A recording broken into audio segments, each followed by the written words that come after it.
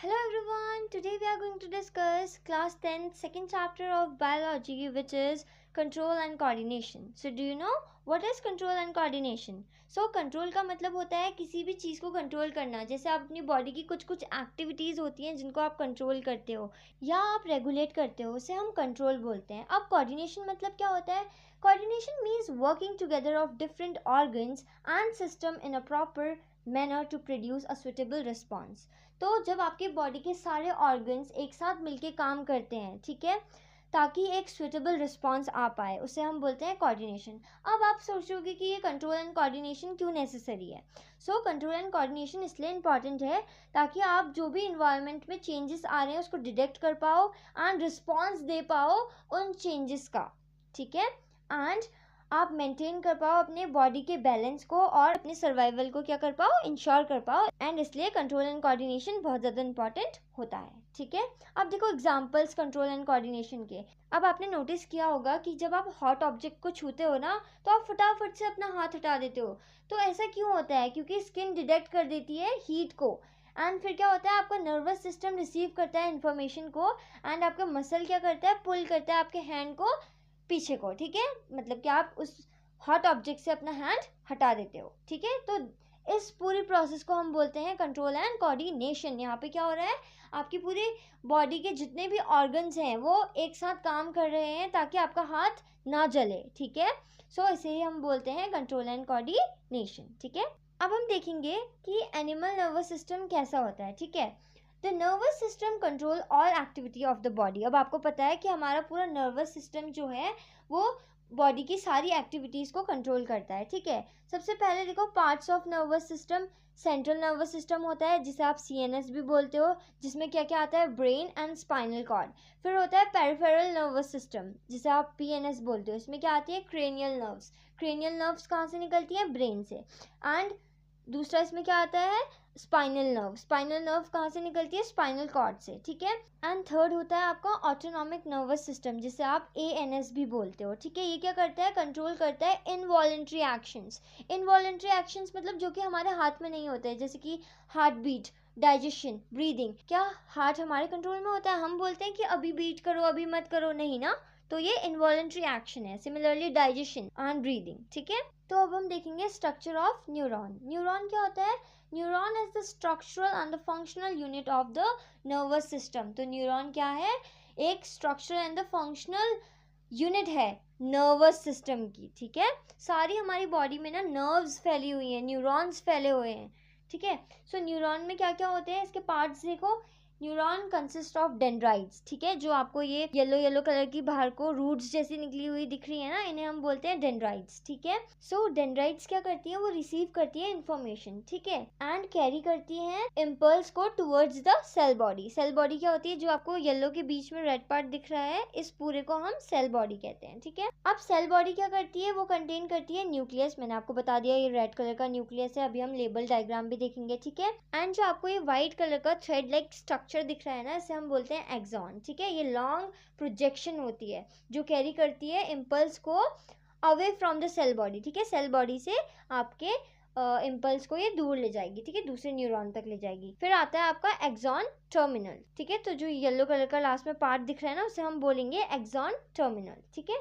जो क्या करता है, पास करता है सिग्नल्स को टू द नेक्स्ट न्यूरॉन और मसल, ठीक है. सो न्यूरॉन कैसे वर्क करता है? सबसे पहले जो डेंड्राइट्स होती है ना, वो क्या करती हैं, वो रिसीव करती हैं इंफॉर्मेशन पूरे सराउंडिंग से, ठीक है. सो फर्स्ट स्टेप क्या होता है, stimulus receive by the receptors, ठीक है. स्टिमुलस क्या होता है, रिसीव करा जाता है बाय द रिसेप्टर्स, मतलब कि डेंड्राइट्स क्या करते हैं, रिसीव करते हैं सिग्नल्स को, ठीक है. सेकंड स्टेप क्या होता है, इलेक्ट्रिक इम्पल्स जनरेट होते हैं. थर्ड स्टेप क्या होता है, इम्पल्स ट्रेवल करते हैं through dendrites, then through cell body, then through axon and at the end axon terminal, ठीक है. फोर्थ स्टेप क्या होता है, जो सिग्नल्स होते हैं आपके न्यूरॉन के, वो कहाँ पहुँचते हैं, थ्रू न्यूरोट्रांसमीटर वो दूसरे न्यूरॉन तक पहुँच जाते हैं, ठीक है. तो फिगर में देखो, तो सबसे पहले हो क्या रहा है, आपका सराउंडिंग से डेंड्राइट क्या कर रहा है, मैसेज को ले रहा है, ठीक है.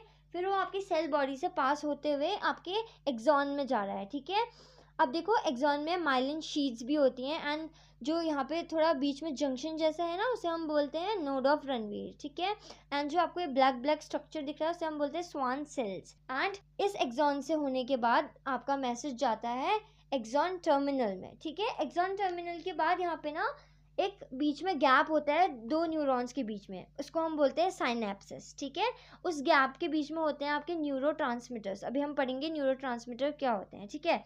सो ये न्यूरोट्रांसमीटर किस में हेल्प करते हैं, ये आपके इलेक्ट्रिकल सिग्नल्स को केमिकल सिग्नल में कन्वर्ट कर देते हैं, ठीक है। फिर क्या होता है, न्यूरोट्रांसमीटर की हेल्प से ये केमिकल सिग्नल्स दूसरे न्यूरॉन तक पहुंचते हैं एंड वहां पे पहुंचते ही ये इलेक्ट्रिकल सिग्नल्स में कन्वर्ट हो जाते हैं एंड ये प्रोसेस पूरी चलती रहती है। क्यों? क्योंकि हमारे बॉडी में बहुत सारे न्यूरॉन है, जहाँ तक वो मैसेज जाना है वहाँ पर तक ये केमिकल का चेंज, इलेक्ट्रिकल का चेंज होते रहता है, ठीक है। तो ये देखो इस तरह से हमारी पूरी बॉडी में क्या है, न्यूरॉन्स फैले हुए हैं, ठीक है। अब देखो हमने इससे पहले वाला चैप्टर पढ़ा था किडनी वाला, राइट। उसमें क्या है, उसमें नेफ्रॉन है। तो बहुत सारे बच्चे नेफ्रॉन और न्यूरॉन में कंफ्यूज हो जाते हैं, तो प्लीज कंफ्यूज मत होना। नेफ्रॉन किडनी की फंक्शनल यूनिट है एंड न्यूरॉन नर्वस सिस्टम की फंक्शनल यूनिट है, ठीक है। आप अच्छे से देख लो इस वीडियो को, किस तरह से न्यूरॉन हमारी पूरी बॉडी में फैले हुए हैं। अब आप सोच रहे होगे कि न्यूरोट्रांसमीटर होते क्या हैं, ठीक है।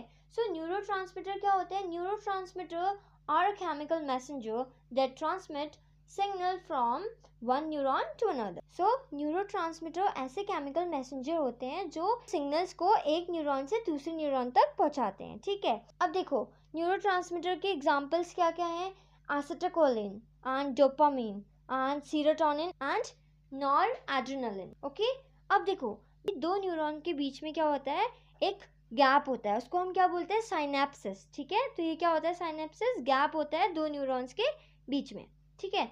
अब देखो इसका स्ट्रक्चर देख लो एक बार। सबसे पहले एक न्यूरॉन है, फिर उसके बीच में गैप है, फिर दूसरा न्यूरॉन है, ठीक है। तो दो न्यूरॉन्स के बीच में गैप है, उसे हम बोलेंगे साइनेप्टिकल गैप, ओके। फिर देखो क्या होता है, electrical signals can not jump directly. तो जो इलेक्ट्रिकल सिग्नल्स होते हैं क्या वो डायरेक्टली जंप कर सकते हैं, नहीं। Therefore chemical neurotransmitter are released. इसलिए वहाँ पे क्या होता है, केमिकल न्यूरोट्रांसमीटर रिलीज हो जाते हैं जो क्या करते हैं, एक न्यूरॉन से दूसरे न्यूरॉन तक सिग्नल्स को पास ऑन करने में हेल्प करते हैं, ठीक है। अब देखो neuromuscular junction, it is a junction between motor neuron and muscle fibre. So जो आपका न्यूरोमस्कुलर जंक्शन होता है वो क्या होता है, वो एक जंक्शन होता है between motor neuron and muscle fibre, ठीक है। सो यहाँ पे होता क्या है, कैसे वर्क करता है, जो आपके सिग्नल्स हैं वो कहाँ पे आए, डेंड्राइट से, सेल बॉडी से एंड एक्सॉन से पास होते हुए एक्सॉन टर्मिनल में आए, ठीक है। फिर वहाँ पे वेसल्स प्रेजेंट होती हैं जो क्या करती हैं, एसिटाइलकोलाइन को रिलीज करती हैं। ये क्या है, ये एक टाइप का न्यूरोट्रांसमीटर है, ठीक है। अभी हमने एग्जाम्पल में पढ़ा था। एंड एसिटाइलकोलाइन क्या करता है, साइनेप्टिक क्लेफ्ट को क्रॉस करता है, ठीक है। फिर क्या होता है, मसल रिसेप्टर रिसीव करते हैं सिग्नल्स, ठीक है। फिर मसल कॉन्ट्रैक्ट होती है एंड एसिटाइलकोलाइन डिस्ट्रॉय हो जाता है bye enzyme called acetylcholine sister. फिर क्या होता है, मैसेज आपका दूसरे न्यूरॉन तक पहुंच जाता है। अब देखो रिफ्लेक्स एक्शन, ये क्या होता है, reflex action is a rapid automatic and involuntary response to a stimulus. तो ये क्या होता है, एक बहुत ही तेज खुद से होने वाला एक रिस्पॉन्स होता है। फॉर एग्जाम्पल जब आप हॉट ऑब्जेक्ट को टच करते हो तो वो आपको बहुत गर्म फील होता है और आप फटाफट से क्या करते हो, अपना हाथ हटा लेते हो। तो ये कैसे हो रहा होता है, ये किसके थ्रू होता है, रिफ्लेक्स एक्शन के थ्रू, ठीक है। तो यहाँ पे क्या होता है एक्चुअली में, जैसे ही आप हॉट ऑब्जेक्ट को टच करते हो आपके सेंसेस जो होते हैं वो एक्टिवेट हो जाते हैं, ठीक है। वो उस स्टिमुलेट को क्या करते हैं, फील करते हैं, ठीक है। फिर आपके ये इम्पल्स सेंट्रल नर्वस सिस्टम के थ्रू रिसीव करे जाते हैं, ठीक है। तो होता क्या है यहाँ पे, सबसे पहले स्टिमुलस रिसीव होता है, ठीक है। मतलब आपने हॉट ऑब्जेक्ट को टच करा तो आपके स्किन में जो रिसेप्टर्स हैं उसने उसको फील करा, ठीक है।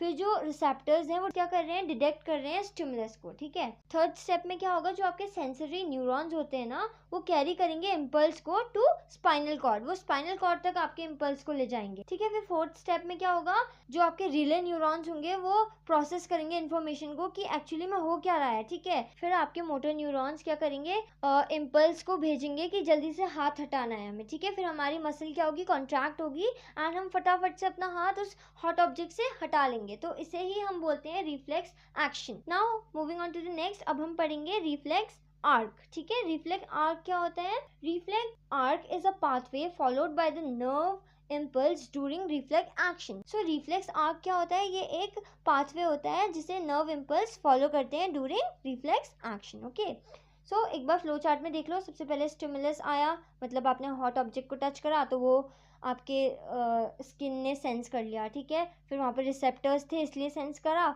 फिर सेंसरी न्यूरॉन्स क्या करेंगे? उस स्टिमुलस को, उस सिग्नल को भेजेंगे आपके स्पाइनल कॉर्ड तक. फिर स्पाइनल कॉर्ड उस मैसेज को मोटर न्यूरॉन तक भेजेगा. फिर मोटर न्यूरॉन सीधे आपको सिग्नल सेंड करेगा और बोलेगा कि आपको हाथ को हटाना है. ठीक है, तो इफेक्टर मसल्स क्या होंगे? फिर कॉन्ट्रैक्ट होंगे और आप फटाफट से अपना हाथ हटा लोगे. अब देखो, आप सोच रहे होगे कि इसमें ब्रेन क्यों नहीं इन्वॉल्व है. तो इस प्रोसेस में ब्रेन इसलिए इन्वॉल्व नहीं है क्योंकि if the brain control every action, first response would be slow. अगर ब्रेन हर एक एक्शन को कंट्रोल करेगा तो ये जो एक्शन होगा ना बहुत स्लो होगा. आप देखते हो कि जैसे आप हॉट ऑब्जेक्ट में हाथ लगाते हो फटाफट से हटा लेते हो, लेकिन अगर इस प्रोसेस में ब्रेन इन्वॉल्व होता तो ये एक्शन इतने फटाफट नहीं हो पाता. ठीक है, therefore spinal cord gives immediate response, brain get information later. तो होता क्या है, आपका जो स्पाइनल कॉर्ड होता है वो इमीडिएट रिस्पॉन्स आपको दे देता है, लेकिन ब्रेन के पास इन्फॉर्मेशन जो है वो बाद में पहुंचती है. ठीक है, सो अब हम पढ़ेंगे ह्यूमन ब्रेन के बारे में. ठीक है, so human brain is the control centre of the body. Human brain क्या है? कंट्रोल सेंटर है आपकी बॉडी का, जिसका वेट कितना होता है? About 1.3 to 1.5 kg. ठीक है, ये क्या करता है? ये कंटेन करता है अबाउट 86 बिलियन न्यूरॉन्स. तो आपके ब्रेन में ही 86 बिलियन न्यूरॉन्स है, तो सोचो पूरी बॉडी में कितने होंगे. ठीक है, सो ब्रेन के ना मेनली 3 पार्ट्स होते हैं: fore brain, mid brain and hind brain. Fore brain सबसे लार्जेस्ट पार्ट होता है जो कंटेन करता है सेरेब्रम, थैलेमस, हाइपोथैलेमस. इसको हम डिटेल में भी पढ़ेंगे. ठीक है, नेक्स्ट पार्ट होता है आपका मिड ब्रेन. मिड ब्रेन का क्या फंक्शन होता है? ये आपके auditory reflex, eye movement and visual relax को कंट्रोल करता है. एंड थर्ड पार्ट होता है हाइंड ब्रेन, जो इंक्लूड करता है सेरेबेलम. सो सबसे पहला हम पार्ट पढ़ेंगे फोर ब्रेन. ठीक है, फोर ब्रेन मैंने आपको बताया सबसे लार्जेस्ट पार्ट है, जिसमें क्या क्या आते हैं? Cerebrum, thalamus and hypothalamus. So cerebrum किस में हेल्प करता है? ये हेल्प करता है आपके थिंकिंग में. आपकी मेमोरी कितनी शार्प है, कितनी वीक है, इसके लिए भी रिस्पॉन्सिबल आपका सेरेब्रम ही होता है. ठीक है, एंड आप कितने इंटेलिजेंट होगे ये भी आपके सेरेब्रम पे ही डिपेंड करता है. आप कितनी चीज़ें कितने अच्छे से लर्न कर पा रहे हो, कितने अच्छे से आप वॉलंटरी एक्शंस परफॉर्म कर पा रहे हो, ये सब किस पे डिपेंड करते हैं? आपके सेरेब्रम पे. ये बहुत ज़्यादा इंपॉर्टेंट है, प्लीज़ ध्यान देना. ठीक है, अब नेक्स्ट पार्ट है थैलेमस. सो थैलेमस क्या करता है? ये आपके सिग्नल्स को एक जगह से दूसरी जगह ले जाता है. ठीक है, एंड हाइपोथैलेमस क्या करता है? ये कंट्रोल करता है आपके हंगर को, कि कितना आपको भूख लग रही है, आपके थ्रस्ट को, कितनी आपको प्यास लग रही है, आपके बॉडी टेम्परेचर को. ठीक है, एंड आपकी स्लीप को भी यही रेगुलेट करता है, एंड आपके इमोशंस को भी, कि कब आप सैड हो, कब आप हैप्पी हो. ठीक है, now next part is midbrain. So मैंने आपको बताया कि मिड ब्रेन का क्या फंक्शन होता है? Visual reflexes and auditory reflexes and eye movement का. ठीक है, अब देखो hind brain. Hind brain involve करता है आपके pons and medulla oblongata and cerebellum भी होता है. ठीक है, सो हाइंड ब्रेन क्या करता है? इन्वॉल्व करता है आपके सेरेबेलम को एंड पॉन्स को एंड मेड्यूला ऑब्लंगेटा को. ठीक है, सेरेबेलम क्या है? जो मेंटेन करता है आपके बैलेंस, पोस्चर एंड कोऑर्डिनेशन को. सो पॉन्स क्या कंट्रोल करता है? आपके ब्रीदिंग के रिदम को. ठीक है, एंड मेड्यूला ऑब्लंगेटा ये कंट्रोल करता है आपके इनवॉलंटरी एक्शंस. ठीक है, जो आपके हाथ में नहीं होते हैं, जैसे कि heart beat, breathing, blood pressure and swallowing. ठीक है, अब देखो फंक्शन ऑफ ह्यूमन ब्रेन. अब हम पूरे अच्छे तरीके से पढ़ेंगे कि ह्यूमन ब्रेन का फंक्शन एक्चुअली में है क्या. सबसे पहले देखो इसका सेंसरी फंक्शन, जिसमें रिसीव करते हैं इन्फॉर्मेशन. ठीक है, नाम से ही पता चल रहा है कि ये रिसीव करता है इन्फॉर्मेशंस को. ठीक है, फिर मोटर फंक्शन क्या होता है? ये कंट्रोल करता है आपके मूवमेंट्स को. ठीक है, एंड नेक्स्ट फंक्शन होता है आपका कॉग्निटिव फंक्शन, मतलब कि थिंकिंग हो गई, आपकी मेमोरी हो गई, रीजनिंग हो गई. ठीक है, ये सब भी ये कंट्रोल करता है. लास्ट होता है इमोशनल फंक्शन, मतलब कि आप कितने खुश हो, कितने दुखी हो, कितने आप फियर में हो. ठीक है, ये सब कुछ कंट्रोल करता है आपका ब्रेन. ठीक है, ब्रेन क्या क्या करता है? रिसीव करता है इन्फॉर्मेशन, कंट्रोल करता है मूवमेंट्स, थिंकिंग, हैप्पीनेस वगैरह, ये सब कुछ कंट्रोल करता है. ठीक है, इसीलिए हम ब्रेन को अपना बॉडी का सेंटर बोलते हैं, क्योंकि ये सब कुछ कंट्रोल करता है. ठीक है, अब देखो how are these tissue protected. अब आप सोच रहे होगे कि कैसे हमारा ब्रेन प्रोटेक्टेड रहता है. हमारा जो ब्रेन है बहुत ज़्यादा सेंसिटिव होता है, इसीलिए आपसे ड्राइविंग करते वक्त हेलमेट पहनने को बोला जाता है, सीट बेल्ट पहनने को बोला जाता है. ठीक है, ताकि आपका ब्रेन, आपके जो भी मेजर पार्ट्स हैं वो प्रोटेक्टेड रहें. सो ब्रेन कैसे प्रोटेक्ट होता है? ब्रेन को प्रोटेक्ट करता है हमारा स्कल, जिसे हम क्रेनियम भी कहते हैं. ठीक है, क्रेनियम क्या होता है? ये एक हार्ड बोनी बॉक्स होता है जो आपके ब्रेन को प्रोटेक्ट करता है, ठीक है। अब यहाँ पे ना एक फ्लूइड होता है जिसे हम बोलते हैं मेनिंजेस, ठीक है। ये मेनिंजेस 3 लेयर में फर्दर डिवाइडेड होता है। इन 3 लेयर्स को हम बोलते हैं प्रोटेक्टिव मेम्ब्रेन्स, ठीक है। और इसमें क्या होता है, CSF होता है, इसकी फुल फॉर्म होती है सेरेब्रो स्पाइनल फ्लूइड, ठीक है। ये आपको हेल्प करता है शॉक एब्जॉर्ब करने में। जैसे आपको कभी इलेक्ट्रिक शॉक लग जाता है तो ये उसको एब्जॉर्ब कर लेता है, तो आपको उतना ज़्यादा कुछ फील नहीं होता है, ठीक है। आपके ब्रेन को प्रोटेक्ट करता है ताकि आपका ब्रेन अच्छे से काम करे, उसमें कोई भी गड़बड़ ना हो, ठीक है। तो जो ये मेनिंजेस होता है ये एक्स्ट्रा प्रोटेक्शन प्रोवाइड करता है, ठीक है।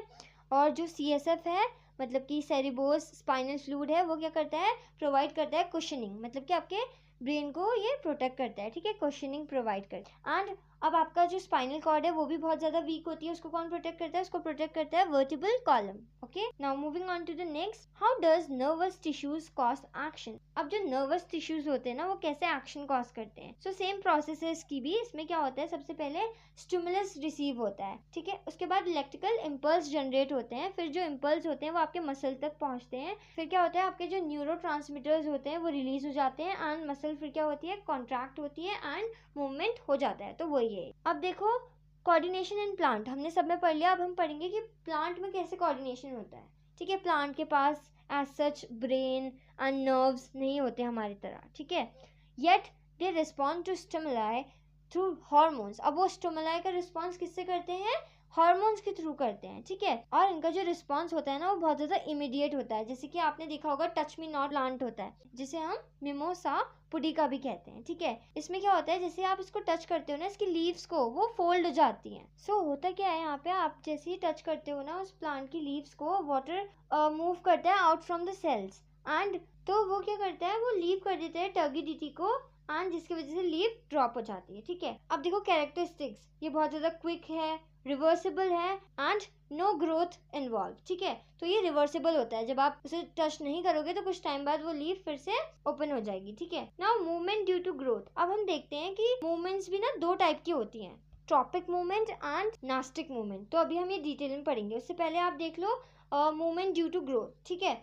So these movement occur because one side grows faster. अगर हम बात करें मूवमेंट ड्यू टू ग्रोथ की, तो इसमें क्या होता है, एक साइड ज्यादा फास्टली ग्रो करती है क्योंकि इसमें प्लांट एक तरफ को ग्रो हो रहा होता है। जैसे कि सनलाइट जब किसी प्लांट पे पड़ती है तो प्लांट क्या करता है, सनलाइट की तरफ ग्रो होना शुरू कर जाता है, ठीक है। सो ये कौन कंट्रोल करता है, it is controlled by plant hormone, ठीक है। एग्जाम्पल देख लो, मैंने दे दिया, plant bends towards sunlight, this happens because auxin stimulate on the shaded side, ठीक है। तो इसमें कौन सा हार्मोन इन्वॉल्व है, ऑक्सिन। अब देखो ट्रॉपिक मूवमेंट क्या होता है। ट्रॉपिक मूवमेंट मतलब होता है कि directional growth movement of plant in response to stimuli, ठीक है। सो इसमें क्या होता है, इसमें डायरेक्शनल ग्रोथ होती है अकॉर्डिंग टू स्टिमुलाई, ठीक है। जैसे कि देखो फोटोट्रॉपिज्म, फोटोट्रॉपिज्म मतलब कि लाइट की तरफ ग्रो होना। यहाँ पे स्टिमुलाई क्या है, लाइट है, जिस साइड लाइट होगी उसी साइड को आपका प्लांट क्या होगा, ग्रो करना शुरू कर जाएगा। एग्जाम्पल देखो, किसी किसी प्लांट की स्टेम जो होती है वो सनलाइट की तरफ को ग्रो होना शुरू हो जाती है। सिमिलरली जियोट्रॉपिज्म, जियो मतलब ग्रेविटी, ठीक है। तो जहाँ पे रिस्पॉन्स होता है टू ग्रेविटी, ठीक है। जैसे कि आपका positive geotropic and negative geotropism हमें देखने को मिलता है। पॉजिटिव जियोट्रॉपिज्म कौन शो करता है, रूट, मतलब कि वो ग्रेविटी के साथ को ग्रो हो रहे हैं, मतलब कि जिस तरफ को ग्रेविटी है उसी तरफ को रूट्स आपके ग्रो होते हैं, ठीक है। लेकिन स्टेम जो है वो अगेंस्ट द ग्रेविटी ग्रो करती है, ग्रेविटी नीचे को लगती है लेकिन जो स्टेम होती है वो ग्रो कहाँ को करती है, ऊपर को। इसे हम बोलते हैं नेगेटिव जियोट्रॉपिज्म, ठीक है। अब देखो हाइड्रोट्रॉपिज्म, हाइड्रो मतलब वाटर, ठीक है। मतलब कि जिस साइड को वाटर होगा उसी साइड को आपका प्लांट ग्रो करेगा। जैसे कि रूट्स ग्रो टुवर्ड्स वाटर, ठीक है। रूट्स वहीं को ग्रो करती हैं जहाँ को क्या होती है, वाटर होता है। अब देखो थिग्मोट्रॉपिज्म, थिग्मोट्रॉपिज्म मतलब कि रिस्पॉन्स टू टच, ठीक है। यहाँ पे क्या होता है, जैसे कि आपने देखा होगा ग्रेप्स, अगर आप वहाँ पे एक स्टिक लगा दोगे ना तो जो उसके क्रिम्बल्स हैं वो उसके अराउंड कॉइल हो जाएंगे, ठीक है। तो इसी को हम बोलते हैं थिग्मोट्रॉपिज्म, ठीक है। तो इसी को हम बोलते हैं कि टच के तरफ को रिस्पॉन्स शो करना।